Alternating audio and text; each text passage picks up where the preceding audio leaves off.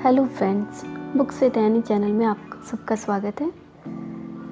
जीवन में प्रेरणादायी कहानियों का एक अलग ही महत्व है। जीवन में अक्सर ऐसे क्षण आते हैं जब हम स्वयं को निराशा के भंवर में फंसा पाते हैं। ऐसे में किसी के बोले गए प्रेरक शब्द या कहीं लिखे प्रेरक वाक्य या फिर प्रेरणादायी कहानियाँ हमें निराशा के उस भंवर से बाहर निकालकर नए जोश का संचार करती है।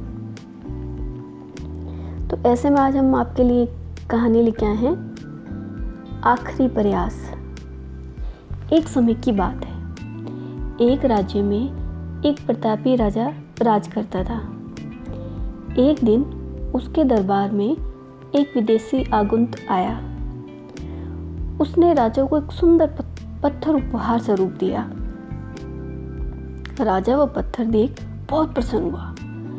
उसने उस पत्थर से भगवान विष्णु की प्रतिमा का निर्माण कर उसे राज्य के मंदिर में स्थापित करने का निर्णय लिया और प्रतिमा निर्माण का कार्य राज्य के महामंत्री को सौंप दिया।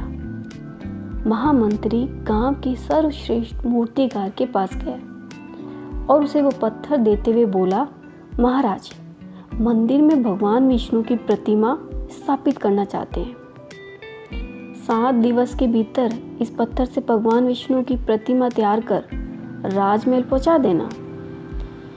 इसके लिए तुम्हें 50 स्वर्ण मुद्राएं दी जाएगी। 50 स्वर्ण मुद्राओं की बात सुनकर मूर्तिकार खुश हो गया और महामंत्री के जाने के उपरांत प्रतिमा का निर्माण कार्य प्रारंभ करने के उद्देश्य से अपने औजार निकाल लिए।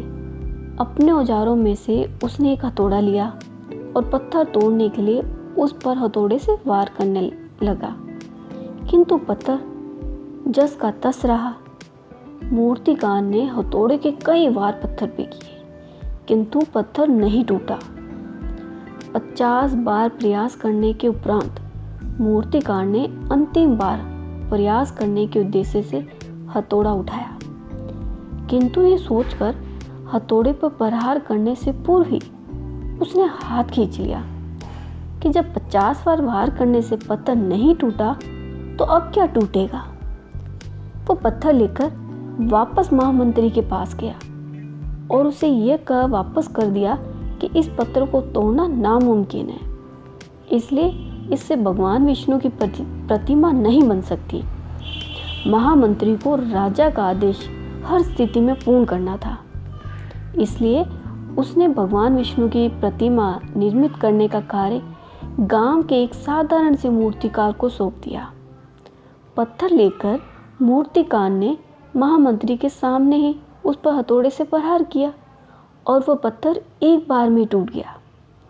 पत्थर टूटने के बाद मूर्तिकार प्रतिमा बनाने में जुट गया। इधर महामंत्री सोचने लगा कि काश पहले मूर्तिकार ने एक अंतिम प्रयास और किया होता तो सफल हो गया होता और 50 स्वर्ण मुद्राओं का हकदार बनता। अब इससे मित्रों हमें ये सीख मिलती है कि जीवन में ऐसी परिस्थितियों से 2-4 होते ही रहते हैं।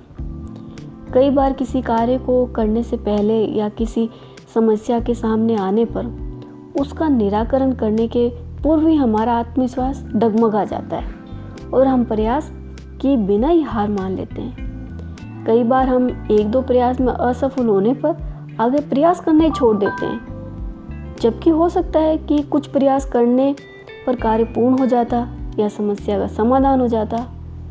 यदि जीवन में सफलता प्राप्त करनी है तो बार बार असफल होने पर भी तब तक प्रयास करते नहीं छोड़ना चाहिए जब तक सफलता नहीं मिल जाती। क्या पता जिस प्रयास को करने के पूर्व हम हाथ खींच लें वही हमारा अंतिम प्रयास हो, उसमें हमें कामयाबी प्राप्त हो जाए। इसलिए दोस्तों, हिम्मत नहीं हारनी, हमें अपने प्रयास जारी रखने चाहिए।